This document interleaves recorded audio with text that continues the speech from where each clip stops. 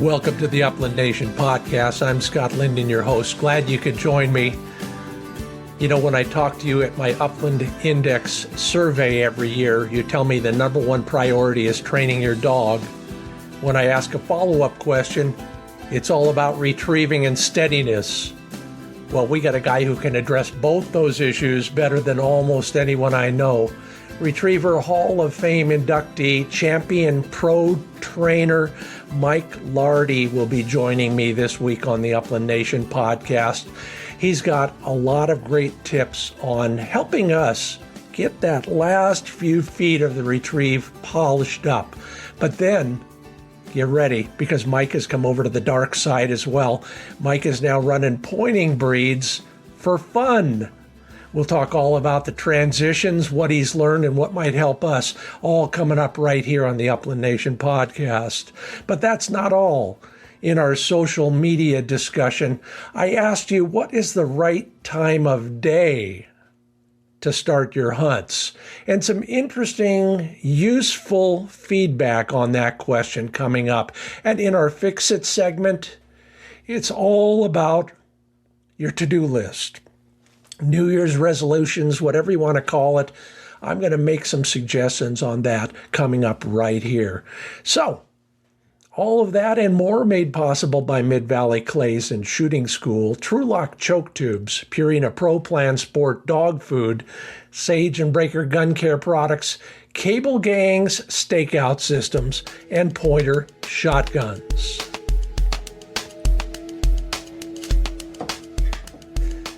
I love what you tell me when I ask questions on the social media, and this is a good chance to share some useful information, if not for the rest of this season, if there is such a thing where you live, maybe for next season.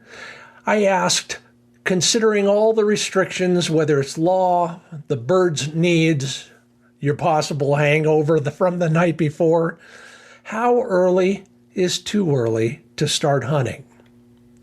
The answer's fascinating. Jim Cochran says, depends on what you're hunting and where you have access legally, etc. If you only have access to cover but not feed, later, 9 or 10 a.m. is better. Let the birds move to their loafing areas. If hunting feed, earlier is better. Jim Menzik, I have never experienced a bad time to hunt. Neither have my pups. Sunrise is legal time for upland in Miles Burdett's state. That's when I start walking 99% of the time, he says. Gary Thompson wants the desert birds, huns, chuckers, even quail, moving around a little. So the dogs are off the tailgate around 9 a.m., even though I'm often there at sunset. Bring a big thermos of coffee and you're good, Gary. I know what you mean. But there is a good point there. You want them to kind of spread out the scent a little bit. I've heard that from other pro guides in the past as well. Rich Hilbin, good to hear from you. See you on the on that river next year. Depends on the day before. If hunting was great and I shot a limit of chuckers, a later start will be the call. And I know why that later start, Rich. Jack Healy says, before the sun hits the valley floor. Interesting point there. All depends on the temperatures for the dogs, in his opinion, says Talon Gray. We have to quit at 4:30 in Oklahoma, says Kevin McLaughlin. So start at legal sunrise because I want to get in every minute I can. Good points. I give quail time to leave their roost, says Harry Hill. Kent Baxter says give the birds enough time to eat in the mornings and reassemble at night. Yeah, we didn't talk about that part, but a good point as well. You know, out here, the quail are coming off their roosts, which are in trees for valley quail, before daylight. And I asked my friend, a quail biologist, about that recently, and he said, yeah, that's true everywhere, not just where I live. But they are covying up and roosting again very early, especially later in the season and in the wintertime. So be mindful of that if you can. Lots of great stuff here. There's more answers. I'm running out of time, so I'm not going to cover them all. But thank you all for your suggestions and food for thought. And that portion of the Upland Nation podcast is made possible by pointershotguns.com. You know, if you're looking for, it doesn't matter what type of shotgun you're looking for, they have something at pointershotguns.com. And if you're looking for a special color for the metal or a special stock type, they've got it. Start your search at pointershotguns.com. Take a look at all the Cerakote colors, the case coloring, the traditional colors for metal, and then all the new choices when it comes to stocks. And by the way, there's a brand new Acreus over and under. It's a beautiful gun. The 912 is formulated just for upland hunters. I think you'll enjoy what you see. Start your search at pointershotguns.com. Find a local dealer. Search the web for the nearest dealer at pointershotguns.com. Then go out and put a couple to your shoulder. pointershotguns.com. And then I talk a lot about how I'm using Sage and Breaker gun care products all the time on hunts and, of course, after a shoot at the range as well. The key to Sage and Breaker is these guys have made all of their gear available through their website. So sign up at sageandbreaker.com so that you learn all about the new products and take advantage of the videos that are there as well. Everything on gun care and cleaning, all sorts of repair opportunities. It's all at sageandbreaker.com. Because they sell direct to you, they have an investment in you and your satisfaction. They're also enthusiasts like us. So they know what we need and they try to solve our problems. Learn more at sageandbreaker.com.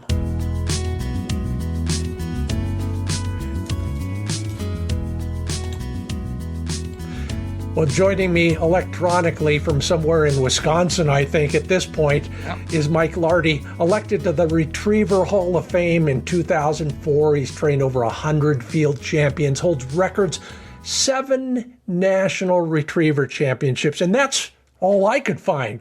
Mike Lardy, welcome to the Upland Nation podcast. Thanks, Scott. It's great to be here. It's it's funny to talk about a retriever trainer in the Upland Nation, but we've got a lot in common, and especially what you've done in the last few years. So we'll get to all of that. But first, just give me a little bit more backstory on Mike and Mike's training career. Well, if you see a baby picture of me, when I was probably 8 months old, I have 2 golden retriever litters and a Brittany Spaniel litter around me in a yard. So I had an early exposure to dogs and hunting, and ended up being a professional retriever trainer starting in 1981, and did it for over 40 years. Had a lot of great dogs, some phenomenal clients, and some super assistants that worked with me, and it was a great journey. You know, I know it would be hard to do, but can you cite a highlight or two to your training career? Well, I think winning your first national is a highlight. That was in 1990 with the best dog that we ever had here, which was Candlewood's Tanks-A-Lot. She was a 3-time national winner and was raised by Andy Attar, who was my assistant in the late 80s and early 90s. And she was just a phenomenal dog. And when she won the national in St. Louis on what are really storied grounds for the national championship, dogs going through icy water and really challenging grounds and circumstances, I guess that would be certainly one highlight. And now you've gone over to the, some people would accuse you of going over to the dark side. We're just glad to have you as part of the fraternity on the upland side with pointing breeds, and we'll get to that in a few minutes because it's intriguing to me. And it turns out, hey, everybody, Mike and I are distant cousins in one way, but we'll talk about that soon. But let's talk first about Retrieving in general, and then we're going to drill down a little bit in that area, because when I ask listeners and viewers, readers, what they want help with when it comes to becoming a better hunter, high on the list is dog training, and high on the dog training list is better retrieves. I got 2 emails last week. My dog comes this far and stops, or he comes this far and drops the bird, or he goes out and you hear them all, I'm sure, Mike. Right. Generally speaking, when you're working with a dog or somebody brings you a dog, what's the overall strategy for training a retrieve? Well, in the beginning with a puppy, you do everything you can to encourage a good retrieve. So you have him on a long lead, you're backing up as he delivers the bird, all those tricks that most people are familiar with, and you don't make demands that you haven't taught. I mean, if they do drop it, you don't get carried away because you haven't taught them anything else, and you do everything you can to encourage them to bring it back. One thing that works out really well for bringing it back most of the way is if the dog is good in the water, is doing water retrieves. Because they're going to get there, grab it, and they're going to go, I got to get back to land, and they'll come back to you. So I know we're going to talk about my English pointer, but my English pointer is a phenomenal water retriever, and I did his early retriever training, retrieve training on the water, because he would just grab it and come back. Now, he might drop it at the shore and do other things. I didn't worry about that. He was coming back. Yeah, so a lot of encouragement, a lot of positive, but not making demands for something you haven't trained. I think you just hit on it, Mike. Something you haven't trained. If the dog only knows to go out, then we know where our work should begin. But we don't. Do we all think, expert Hall of Fame member Mike Lardy, do all of us think our dogs should just naturally retrieve to hand? Is that what you see? No, I mean, like I say, I think you do everything you can to encourage it. You can't expect it to occur when there are distractions and, a crippled bird in their mouth and all of those things. But again, starting with that 10-week-old puppy throwing a sock down the hallway, there are lots of things you can do to encourage it, not to force it, but to encourage it. You talk about a check cord, of course, and makes all the sense in the world, and then backing up. I've even suggested that you literally run away from a young dog that's got something in his mouth. That sometimes works, and if you refine that, you can actually make a pass like a relay runner on a track team. But are there any other things in the middle of the season we can do with an adolescent dog or even a mature dog that just has decided he doesn't want to work that hard for you anymore? And well, I'm asking for a friend. If it's the middle of the season and he's bringing it in and dropping it a yard or two away, live with it. Yeah. I mean, you're going to get the bird. We're not here for style points. You're not, if you don't have a NAVDA competition or a field trial or whatever venue you're in, live with it and say, we'll work on that another day. Don't sit there and yell and scream and carry on, and just get the bird and move on. And you can work on it in the off season. Yeah. It's funny because you could really mess up a very positive hunting vibe if you start working on a dog too hard on a hunt.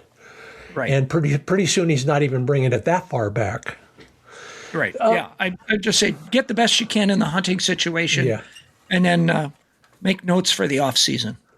And from there, are you using a training table? Are you using specific tools and gear? What do you use to kind of ensure success? So we trained a lot of dogs here. We force fetched a gazillion, and we never used a table. I used to tell people if I was a person with one dog, I'd have my dog force fetched before you'd have your table built. But I understand. You don't want to be bending over all day, but I think there's a big misconception about force fetching, and if this is a good time to talk about it, I think this is the place. Number one, you're not applying enough pain. You're not trying to cause pain to open their mouth. You're creating pressure that is significant enough that its relief will be a reinforcement. So it might just be 2 fingers like this, and you just go like that. And it doesn't mean they go, when you can put the bumper in their mouth gently and just relieve the pain or relieve the aversion, the little pinch, as soon as the bumper's in there. Some dogs will require more, some less, but it is not supposed to be a knockdown brawl. And yes, you want some control, and if you want to do it on your tailgate so you're not wrecking your back, that's great. But for a person with a couple dogs, you don't need a force fetch table. Now, I'm going to tell you, maybe this is also more than you want to hear, but, I had, with our experience with a gazillion dogs over the years, I was pretty sure I could just force fetch about any dog. And then along came my daughter's small Munsterlander. And she was having some trouble. And I said, let me do that. Well, I was not having any success with that dog. And Kirsten, my daughter, and through some of the podcasts we listened to and so forth, we started trying the unforced force fetch method. And we did it with my pointer. And thanks to Kirsten's help, it took maybe a little longer than a force fetch would with a lab, but it was totally enjoyable. It was all done with markers and rewards. And I won't get into the details of how we did it, but day 1, they get rewarded when they come up and sniff the bumper. By day 3, they get rewarded maybe when they just kind of put their mouth on it. You're not directing them to do anything. You're standing there with the bumper, and when they do, and then they start to figure out, he wants me to do that, and then he gets the reward. Doing that patiently. Now, in the end, I've got to say, in the end, you overlay the pressure to reinforce the behavior. So it's not like you've just conned your way and you're not really force fetched. In the end, you overlay collar pressure or leash pressure or whatever to reinforce that command, but you teach it and shape it with positive reinforcement. And I think a lot of retriever people miss the boat when they think, that's not the way to do it with a really good Labrador. It could help a lot of Labradors to do that kind of more gentle approach. Yeah, you think about it. Yes, I understand at the highest levels, if you want to be in the Hall of Fame, you might have to use a little bit more of everything at every aspect of every training scenario. Most of us probably could get away with something a little bit, I don't know what to call it, I don't want to use the wrong words, a little bit more positive. And I don't even think that characterization is right. What we have to do to compete, for example, in field trials, is have everything be very habitually strong. In other words, if your dog is coerced into doing some particular behavior, it's only going to last for 1 or 2 weekends at a field trial. And then when they realize, there's no coercion here, everything goes out the window. You're trying to create good habits, rewarding good behavior, making it just fundamentally what they do. Yeah, do they get some corrections here and there? I can tell you one of the best dogs I ever had, Baby, who is in the Hall of Fame. Baby's got her blue jeans on. She won multiple all-age events over the course of 7 months one year. And in that time, I went back through my training notes because we always kept training notes. She had 3 corrections with the collar on a low stimulus level over multiple months. She had naturally good habits which had been ingrained and were and with all these dogs, you get them to, before you enter a field trial, you make sure these habits are reliable. You're not, or any competition, I don't care if it's NAVDA, shoot to retrieve, whatever your deal is, you don't enter. If you're correcting a dog on Wednesday and Thursday, he's probably not ready to run on Friday. You enter after your habits are, 95% sound. Makes all the sense in the world. We could also translate that to any Saturday hunt for that matter. But it's here's the matter difference. of degree. Well, you get to wear a collar hunting. Yeah. So we Good have point. to proof a competition dog. You have to challenge a competition dog with all kinds of scenarios and everything else so that he's reliable in the competition. A hunting dog, you can remind them periodically with the collar. So you don't have to go to the nth degree to proof them under all circumstances. Good point. You mentioned rewarding for things that I'm thinking needed a physical reward and you couldn't deliver it. You send a dog out after a bumper, pardon me, and one of the early stages you suggested is if he actually goes toward that bumper and sniffs it, that's a good thing at one point in his evolution. What becomes the reward in those in those places where you can't actually go out there? Well, there are a lot of intrinsic rewards, for a dog that likes to retrieve. We had a behavioral scientist come out here once, 35 years ago, and observe our training system. And it was kind of complex to realize where some of the positive reinforcement, negative reinforcement, where they were occurring, because some of it is inherently valuable to a dog. Like, it doesn't have to come from you. For a lot of dogs, getting that bird in their mouth is all the reinforcement they need. You don't, when people yell, "Good dog," over the water, 500, I don't think that means squat. They just got a duck in their mouth. That's all they're happy about. Whether you're hollering "good dog," I don't think that is significant reinforcement at that point. Yeah, I'm with you 100%, Mike. I've always talked about that. In fact, I opened my book with all of this stuff is all about getting to fetch, because fetch is what the dog gets as the reward. So I'm with you on that. You don't use a clicker, or do you use a clicker? I don't, but I'm we used to laugh about that, but I don't. But I just use the word yes. Connie Cleveland and Pat Nolan have helped me with some of this stuff. And if anybody wants to see some great puppy training videos, go look at Pat Nolan's stuff. So I use yes, because I always have my voice. I lose stuff. I don't always have, I wouldn't always be able to find the clicker. I'm with you on that. I have one more thing to wear around my neck and then forget where it is. Right. Works for me too. Speaking of watching other people, if we want to watch you and maybe learn more and maybe delve deeper into the educational materials you have, what did we agree was the website address? My training stuff can be found at totalretriever.com. Now the video, and we have you can purchase the video to stream. It used to be, I guess we still have some DVDs, but you can get the streaming.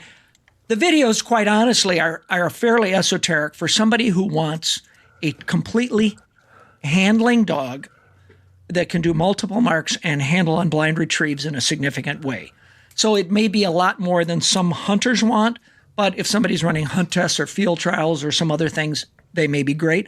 I also have, I used to write for the Retriever Journal, and I have collections of my Retriever Journal articles on there. They are a more reasonable price, and they have a lot of stuff that very directly applies to somebody who's training a hunting dog. So that's at totalretriever.com. Excellent. By the way, I'm Scott Linden. That's Mike Lardy. This is the Upland Nation podcast.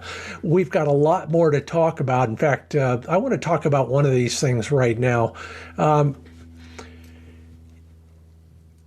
At one point in time, you decided that pointing dogs might be fun to work with as well. And maybe you did during your training career as well, but sometime you pulled the trigger and got a lot more committed to that. What was the motivation behind coming over to the upland and the pointing dog world? Well, I love Labradors, but and other retrievers. But I trained them for 40 plus years, and I was looking for something different. I had hunted behind a buddy I had way back in school in the late 70s. I had hunted behind his wire hairs for Chucker out in Idaho, And I thought it was an amazing thing that we walked for miles and miles, and he never said boo. He didn't blow a whistle. He didn't holler. It was like we were just going for a walk, and his dogs were doing their thing, and they did quite well on it. So I always had in mind that when I retired, I wanted one of those dogs, and that's what I did. So I have a German wire-haired pointer. And how's that working for you? It's working great. Her blessing is her curse. She is a great retriever. I did many of I put her through the retriever training basics, double T, swim by, cheating singles. She does doubles and triples on the water. She does multiple water blinds and all that stuff. Why did I do it? Because I could, not because I really. I am a waterfowl hunter, so it is great to have a dog that can do multiple marks and blind retrieves reliably, but I just did it for fun more than anything. I love it. And you know, what's funny is when I first got into the wire hair world, or the world of bird dogs at all, one of the first wire hairs I met at a retriever trial. And she did pretty good. I don't think she took it all, but she did better than anybody thought she would. And we all hear those stories once in a while. More important than that is that your wire hair came from the same kennels my wire hairs come from. So we have a lot more in common, and it seems to be working for you. But you've even gone beyond that, and this might be a good way to take a break and then get into it. You've added a pointer to your string as well, and some interesting challenges there. But the whole idea of you, a pro retriever trainer, learning how to essentially become a pointing dog trainer. I'm intrigued by that. We'll cover all of that and a lot more in the second half, everybody. So, Mike, you stand by for just a few moments, and I will deliver. Well, I'll deliver the stuff that pays the bills around here. And that includes our friends at Purina, Pro Plan Sport dog food. There is a lot of science behind Pro Plan Sport. You want to learn about the nutrition and how they arrived at what they got? Go to ProPlansport.com. One of the most important aspects is our dog's recovery after a day in the field.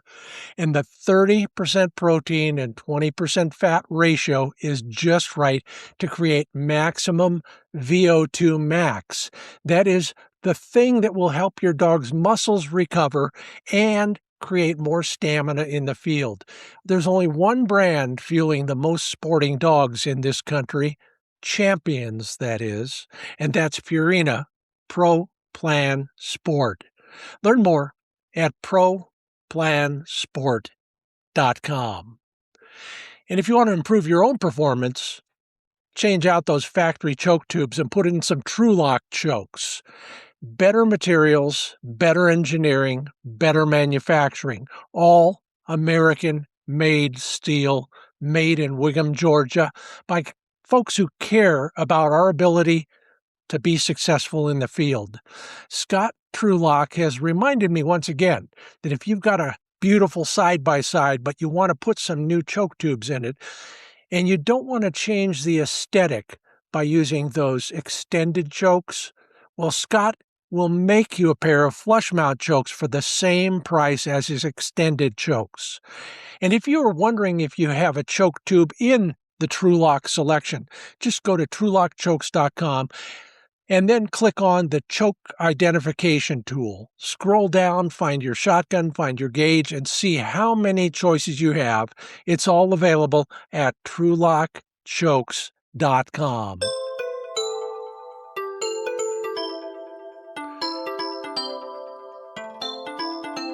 Welcome back to the Upland Nation podcast. I'm Scott Linden, the host, and my guest this week is Mike Lardy, a pro retriever trainer, retired, Hall of Fame member, 7 national championships in that world, and now all of a sudden, Mike, you're back in the upland world.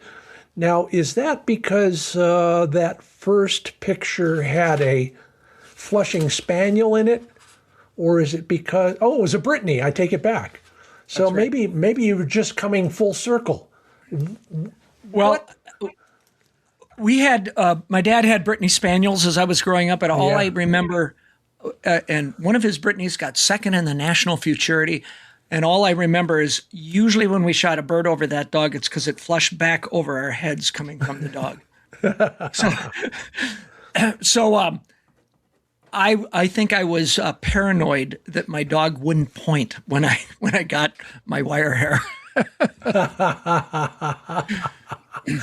Have you ever had to or gotten to train pointing retrievers for anybody? Funny you should mention that. And I don't want to go down that rabbit hole too far. No. But I haven't trained them, but after I retired, I was contacted by a guy who didn't live 30 miles from me, who was from the American Pointing Lab Association. He invited me to come down to watch one of their trials or one of their events. And I thought, oh, this is going to be something. You know, I was prepared to be unimpressed. And it was just the opposite. The dogs were mostly, they did a land double with a blind, a water double with a blind, and then their thing in the field. And the dogs were hard. Most of the dogs were hard going, hit the water hard, did a nice double, did a nice blind. And in fact, most of them were field trial bred. They would come up to me and they said one of the dogs that I trained that was a great dog, Grady, Cody's Cuttleene grade, a national amateur field champion, is one of their better pointing lab sires. So I went from being very skeptical to thinking, you know, whatever trips your trigger. Those dogs don't range big. They kind of point close. If that's what you want, that's great. If you want a Idaho bred wirehair that sometimes goes over the horizon, well, that's great too. Or something in between. I thought the pointing labs were just fine. Yeah, we had a little fun on a couple TV shows with pointing labs that first, like you, I looked and realized he was pointing, sort of, and it worked. And same thing. The owners loved exactly what they were getting from that dog. But you've got another challenge as well, and that is you're now way over on the other side with an English pointer. Yeah, And, I've had the privilege to be able to train with some really good trainers down in Georgia where we winter. You know, they're training strings of dogs for plantation hunting and also for shooting dog stakes.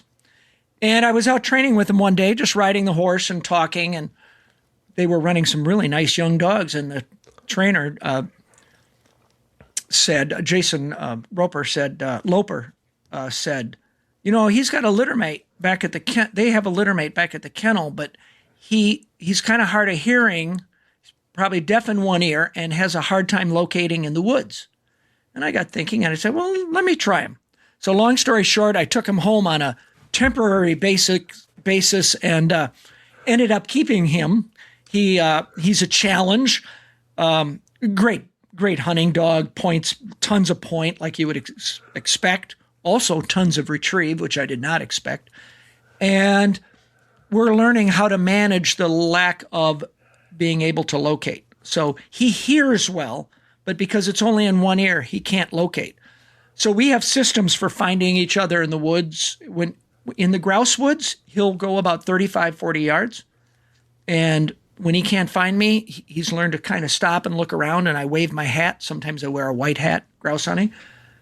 And in the prairie, he can be way out and see me. And so far, he hasn't gotten lost.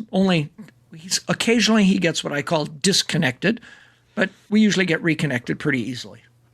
well, that's pretty cool. I got to tell you a little bit about how I'm training him versus how I'm training the wirehair. Yeah. Because I had a retriever trainer's attitude about my wirehair. Like, I am going to train this dog. I'm going to make sure it can do A and B and C and D. And I did a huge number of mistakes with her. I had her on pen raised birds too early that she could catch. I used too much pressure around the point, all the things you shouldn't do. And I kind of certainly have learned since then, you know, especially training with these these bird dog trainers that train for the plantations, I tell them they don't even train their dogs. They develop them. They don't train them. They keep exposing them and encouraging them. And finally, when it all clicks, then they add the finish work to it. And I've tried to take that attitude more with my dog. Now, when you only have a couple dogs, you can't wait till their third season to have them be where you'd like. So I have done a lot of overt training with him, but I kept him away from the pen raised birds. He's never, the only chuckers he might have seen were ones that, escaped from a NAVDA training session into his exercise yard. I kept him even away from wild pheasants and game farm pheasants. I just went to a shooting preserve with him for the first time 2 days ago. And I may even do NAVDA with him. I believe I could teach him a duck search, but he's going to get that after he does everything right in the field. I'm not going to train for that and then go after wild birds. And that's what I did really with Yana, the wire hair. So, in a nutshell, what do you interpret the difference between developing and training a dog? Is it bird contact? Is it lack of bird contact? Well, boil it the down. Development, if you have the amount of wild birds that they have access to on the plantations down in Georgia and then up in the prairies in the summer, they let the birds do like 99% of the training. And then they finish the dog off. Yeah. With they call it breaking, but that's really too strong a word for what they do now. But obviously, if you live in Wisconsin, you're going to have to use, I'm even a pretty long way from grouse habitat. I don't have wild birds to expose my dog to. So there are going to have to be some compromises made. I did do quite a few pigeons in a trap so I could control the flush and make sure, that if the dog took one step, the bird was launched, that kind of thing. So I did do a lot. I don't mind the basic type training. I use a lot of Rick Smith type training, did a lot of work. As soon as I got Tag, I started working him on the kind of obstacle courses that Jennifer Broom has developed at QK Kennels and that Rick has adopted, where you get them to go like on walking a plank. Yep. Doing all kinds of things and learning how to work through the pressure of the wonder lead, and it helps you communicate with your dog, and your dog develop confidence in following your lead. And this pointer was phenomenal at it. He caught on beautifully. And I think it helped our relationship in the beginning, because really he was well socialized, but he was still a plantation kennel dog. So I wanted him to be more of a one-on-one dog, more of a pet, as much a pet as a hunting dog. It seems to have worked. And and he's also a great insurance policy for hot weather, because every hunt I went on, I was in Nevada in December, and there were still days that it was getting too warm for some of the dogs, and I can pull him out. It's not too warm. Good point. And you're not the first to go to a short-haired dog to supplement his string in warm weather. Makes all the sense in the world, right. Especially out here in the West and in the desert where we all hunt, including you. In fact, I just got a report from that very place that you and I were talking about that we were in 2 consecutive weeks. Another great report, by the way. So okay. Put that on your calendar for next year as well. I will. You mentioned your pointer and deafness, but you also mentioned retrieving. And I was making in fact, it might have been the very first episode of my current TV series. And we had a young pointer, and she was working really hard on pheasants at a preserve. And those pheasants would run around they'd skulk around this pond. And she would point, track, point, creep, point, track. And the owner said, don't shoot it over the water, because she's never swum a yard. By the time that dog had tracked that bird all the way around the pond and gone up the peninsula in the middle, bird flew. She was so pissed off at that bird, she was bringing it back out of the water before she even realized she was swimming. Yeah. They're capable of so much more than a lot of people give them credit for. And I don't know the different pointer lines. This is a Miller bred dog, almost snow white with a little flecking on the ears. I mean, he's been a crazy retriever. He made 2 phenomenal retrieves this year on Chucker, and I haven't kept him steady to shot while hunting. I mean, these birds sailed. One was 225 yards, the other about 200 yards, sailed down a hill, over a boulder field, through a fence, and he drilled both of them. Different circumstance, different trips, and brought them all the way back. They obviously were crippled, and he brought them all the way back and delivered to hand. It was as phenomenal a retrieve as you can imagine. I jump shot a pothole while we were hunting sharptail in North Dakota, and hit a teal, and he went in after it, and it dove, and he'd never seen that before, and it disappeared in some cattails, and he thrashed around in the cattails and came out with that teal. So, to me, retrieving crippled game is the most important thing a gun dog could do, because I don't want to find birds to shoot that I can't recover if I can't find them right away. And so, absolutely. That would have been if he hadn't been a retriever at all, it kind of would have been a deal breaker for me as far as having a hunting dog that's not a strong retriever. But I haven't had to give up anything so far. And the guy who bred your wire hair and who breeds my wire hairs makes the same point a little bit differently, especially in training for the retrieve. He says every self-respecting bird dog will go out and pick up a bird. That's where the challenge comes. Once they pick it up, we got to get them back. But I'm not surprised, especially a well-bred pointer doing that and more.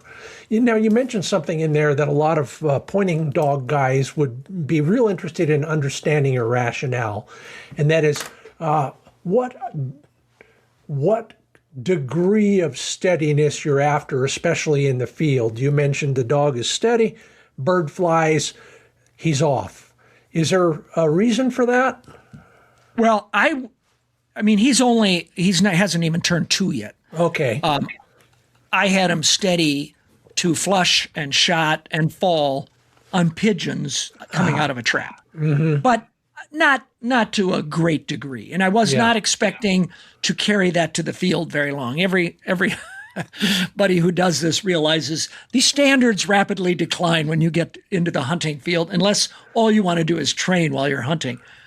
But I think being steady to flush is very important when you're hunting covey birds, because if that dog jumps in when the first bird gets up, you lose that popcorn flush you might get out of a sharptail covey, especially. Yeah. It can be unsafe to shoot because the birds are low and the dog's running out there. So he was pretty steady to flush. I have not maintained a standard of steadiness to shot. If I were a pheasant hunter, I'd be probably reluctant to say I'm going to have them steady to shot, because everybody knows the dog that's on the tail of that rooster is more likely to recover that bird when it hits the ground 100 yards away than one that watches it land there. Yeah. But for covey birds, for the sharptail, for the chucker, and Huns and bobwhite, steady to flush for sure. Steady to shot would be great. Steady to fall, well, maybe if you're going to run competitions. I'm not going to insist on that. So you got your work cut out for you. Once the season's over, you're going to start maybe working on the next phase with the young dog. Yes. What are the things that you're going to focus on? How are you going to do that? Well, I feel very fortunate when we're down in Georgia, when the quail season ends. I have a number of clients, a few clients that have quail plantations, and I'm able to train my dogs there when the hunting season is over. So the month of March, I train pretty intensively on bobwhite, and I use a lot of the Rick Smith methods. I use the belly band for keeping them from chasing. When you control chase, pretty much you develop staunchness. I won't be killing birds for them under those circumstances. I'll have access to some quail training birds to use off the plantations, but I will. I'm going to review too. I think whether you're talking about a retriever or a pointer, we're going to go back and we're going to review the basics. I may even go back to the woe post just to say, hey, let's remember. Maybe it's 1 day or a 2-day review. Why not? It can never hurt to go back to a step-by-step review after the season. If you didn't need it, it won't take very long. And if it takes long, it proves you needed it. So I love that. I'll do the reviews and then I'll go from there. Yeah, good point. And I'm the opposite. I'll stay on those basic steps a little bit too long sometimes when I should be moving forward. So thanks for the nudge there. One of the things that I've been fascinated with is the biggest challenges you face when you've worked with retrievers that long, and now here you are with the polar opposite, a dog that points and hopefully retrieves. What is the biggest mental challenge you've faced when it came to coming over and working with pointing breeds? I think the biggest challenge is that retriever training is an art and a science, but primarily a science. And pointing dog training is an art and a science, but primarily an art. And when a pointer does something, a pointing dog does something you don't like, the retriever trainer in me wants to go fix it right now. And there's got to be a drill I can fix it with. There's got to be something I can do to address that issue right now. Whereas with the pointers, like I say, they let them develop. Okay, they bumped that covey today.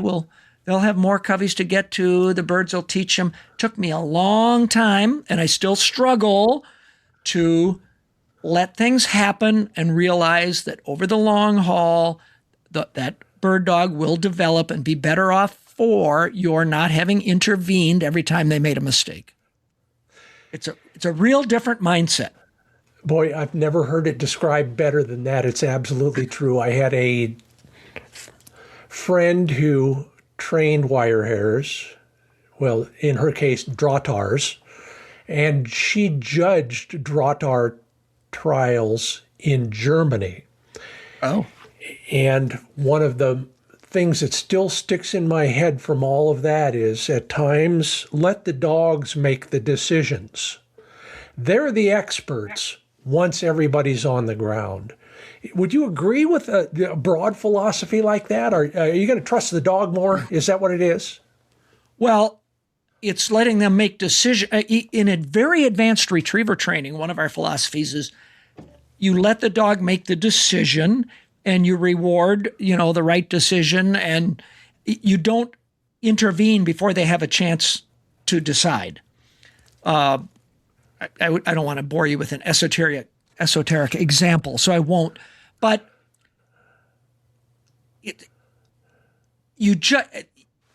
the bird dogs, you just have to let it happen, and you have to accept the fact that wow, that was perfect today. That doesn't mean they're going to be perfect tomorrow. When you have let's say you have a retriever and you're teaching them cheating singles, you see this very straight progression. You do a fundamental cheating single, and then you start to make them more complex. And a cheating single is for those who aren't in the retriever world, is handling a dog to help to teach them to go straight in the water, not to run around bays, not to get up on a point and run around the next water, but to go straight in the water.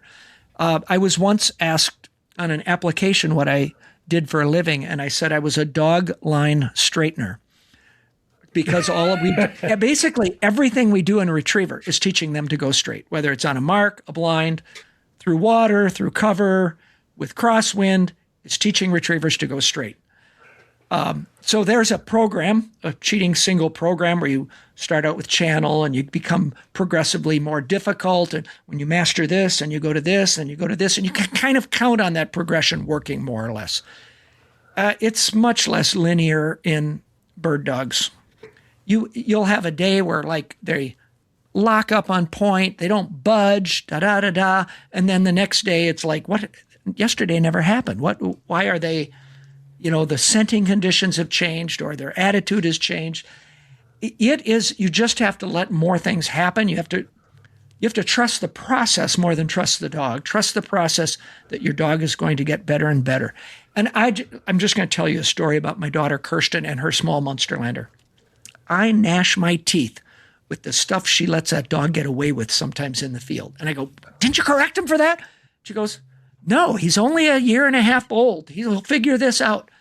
And I just hunted with him the other day, and he has developed on those running pheasants, and he's done it on chucker successfully too, where he goes around, where he's only 2 years old, where he will go around and stop them from running, point them from the other side. And in the case of one chucker, a covey got up, but one remained on the ground. He kept moving back and forth. He could see that chucker. He was almost hurting it to keep it between us. That would never have happened if she had had these rigid standards of, you don't move, you don't do this, you don't do that. She let him develop. He may turn out to be just phenomenal. We'll yet to find out. But you wonder if Munsterlanders have a little bit of border collie in them when you see something like that. I tell you. Yeah. Hey, the next time you fill out an application, I have a couple of friends who are pro trainers who describe their job as picking up dog poop. Oh, yeah. Which probably is true quite often anyway. I can't believe we've gotten this far into the discussion before I ask you about your bird hunting season. How did it go? It was a great year, having a one kind of veteran dog in her third or fourth season, and then one dog in his first season was a lot of fun. The birds, in general, the birds were down. Everything was down except pheasants, and I'll hunt pheasants if they're there, but I don't really go after them. Yeah. The chucker hunting was good. It wasn't great or excellent. It was just good. The sharptail hunting was good. It was certainly down from last year. I actually found a few more huns this year, which wasn't the case for most people, but we never have had very many huns in any of the places that I go. And the waterfowl were definitely down in North Dakota. I don't know whether it was the weather the week I was there or other circumstances, but it was down. But it was all good. And Wisconsin ruffed grouse were down. Oh, and in all cases for all of those species, especially for ruffed grouse and chucker, there were quite a few birds, but they were all holdover birds, which means they were very difficult to work.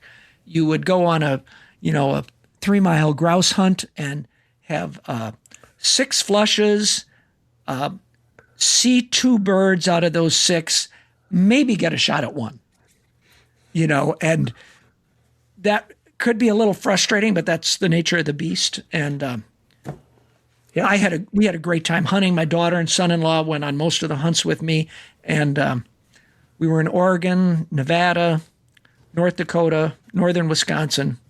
It was good. You just hit the nail on the head. Thanks for writing my summary of my season as well. Those birds have had at least one season of being chased in large part. I think we would all agree. And so far, what I'm hearing from everybody else jibes with that. Not a lot of young birds. The experienced birds were flushing a lot farther out. I'm interested to know, though, this is the first year I haven't seen very many huns where I was, and it may just be geography or microclimates or whatever.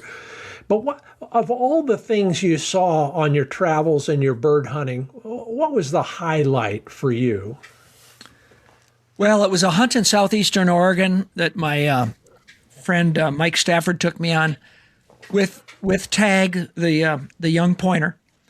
And it was a light bulb day. We had like 7-8 coveys. He pointed, I don't remember the details. He probably pointed 6 or 7 of them. He made some great retrieve, many retrieves. It was like everything came together for him that day. When you have those light bulb days with a young dog, and bird contacts help. It was a great hunt because we saw a lot of birds, but I've had great hunts where I didn't see that many birds, but it helped his light bulb come on, and it was my favorite hunt. Well, I don't blame you, and I bet I know where you were too, but we won't tell anybody because maybe I'll see you there next season. Maybe Still so. good bird numbers, and looking forward to being back in that part of the country. Most of your gear is like most of my gear, like most of everybody else's gear, but being a pro in many ways, and then kind of sliding over into broadening your breed perspective. How's that? Is there any piece of equipment that you might use for training or hunting that maybe the rest of us have never thought about before? I have a lot of little trivial ones. I'm trying to think of anything significant. I like that Wonder Lead for the basics work. My favorite trivial piece of equipment is my what's called the sun strip, which goes on the side of my truck. It's magnetized, so when I take my gun out, I can lean it against the little rubber strip on the side of the truck. That to me is my favorite trivial piece of gear. Doesn't help with your dog training. No, it doesn't, but it helps with another aspect of it, and you're absolutely right. Mine is leaning against a muddy tire most of the time. Exactly. I use so much of what I use. It's so important. Like the Garmin collars are what I always used when I trained retrievers. It was Tritronics and then Garmin. I've used that for 45 years. Maybe tried a couple things along the way briefly, but always really used Garmin. Always have fed Purina dog food for the last 30 years. I'll tell you one thing that I think more bird dog people need to pay attention to. And that is, and I'm going to make a plug for a company, if it's okay, I have no financial interest in whatsoever, but Elements Nutrition, which is elements.dog on the internet, has some fantastic products related to recovery and hydration. And we use these with our retrievers, but we use them because we were looking, a retriever field trial competition.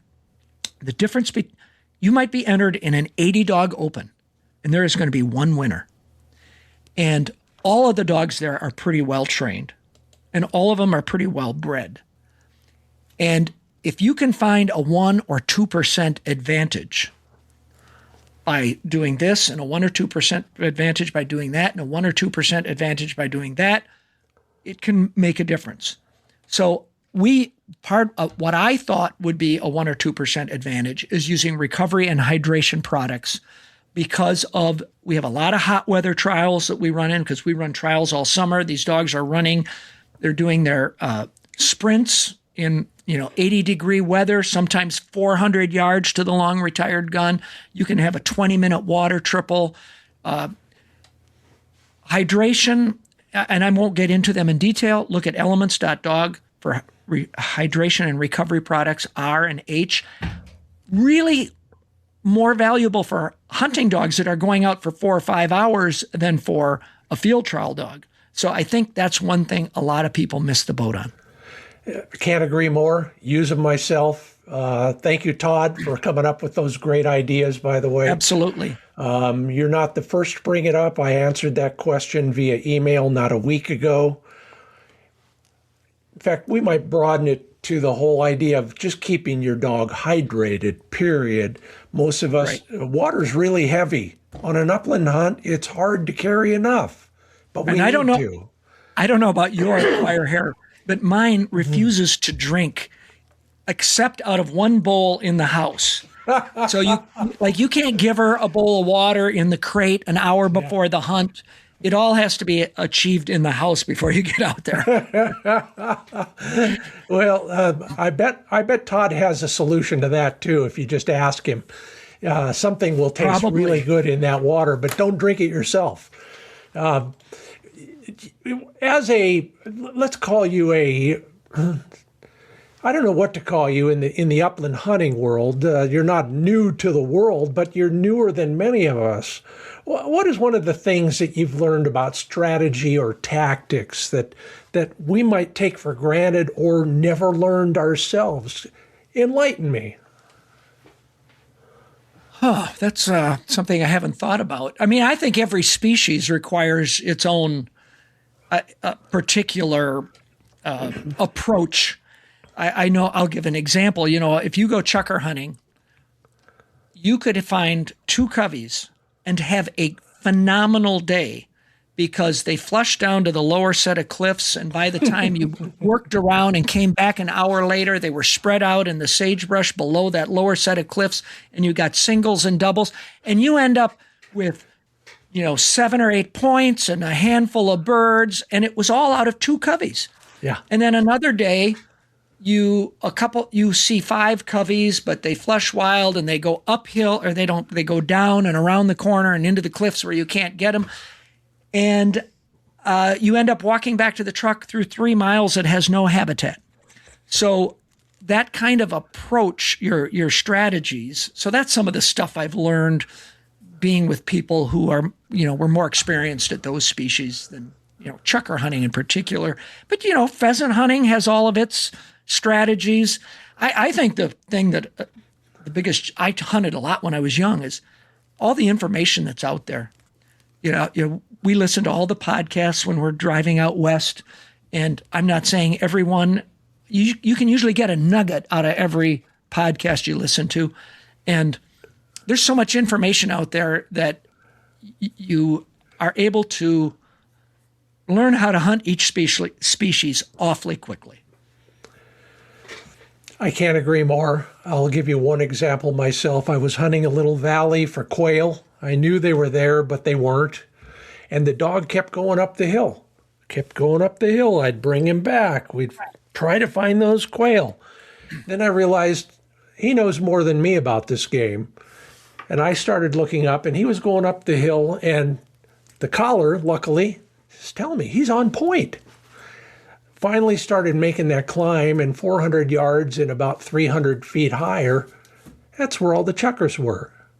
And we had a day just like you described. We never got to the coveys because they broke up before anybody got close. But the single hunting was superb.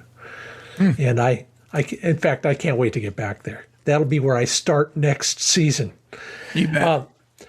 Mike, you learned from somebody or a bunch of somebodies. If you had to thank a mentor for what you got to do for a career, or for what you have since turned into a obsessive hobby like us, who would you thank? Who was your mentor? Well, it would start with my dad. Yeah. My memories growing up of grouse hunting in southwest Wisconsin, we used to have the most phenomenal populations in the driftless area of southwest Wisconsin. When I was a kid, we'd go from little cover to little cover, listening to the Badger game on the radio in between these drives. He had a set of a plat book of properties that he could hunt, and he instilled the love of conservation and hunting and working with dogs. So he would be number one. Jim Kappas was a trainer out of Minnesota who was instrumental in helping me learn how to use the collar and so forth. I didn't work for him. I spent a winter training with him, so I would always give him a lot of credit. And, everybody, I've had 3 or 4 people that worked for me that I also got a lot from. And Andy Attar, who's now one of my best friends, worked for me for many years. Ray Voigt, who works for Purina now. We got a lot from each other, and I credit them too. Yeah, it's funny how many times they come to us to learn something, and we learn just as much from them. I'm glad to hear you put it so well. If you had to leave us with one more thing, Mike Lardy, Retriever Hall of Fame inductee, now on the pointing dog side, an incredible career, 7 national champions.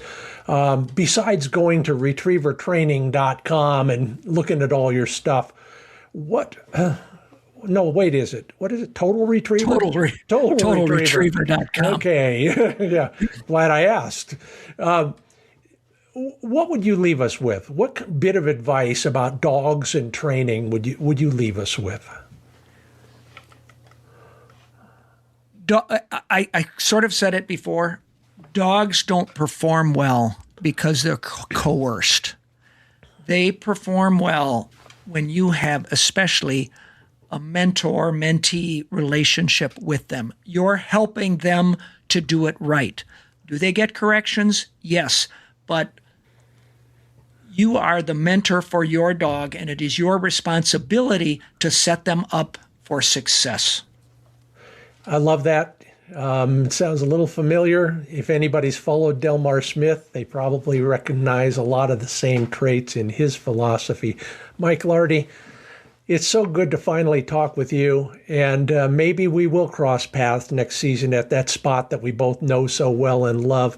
Thanks so much for being a part of the place that shall not be mentioned. Yes, or I'll have to kill you. But until then, thanks so much for being a part of the Upland Nation podcast. Have a great 2026. You too. Thanks. And everybody else, stick around. We've got the Fix It segment coming right up. There is no off season, as you have just learned. But first, a word from our sponsor, Mid-Valley Clays and Shooting School. If you're looking for a Browning shotgun, my friend Dave Fiedler is the guy to call.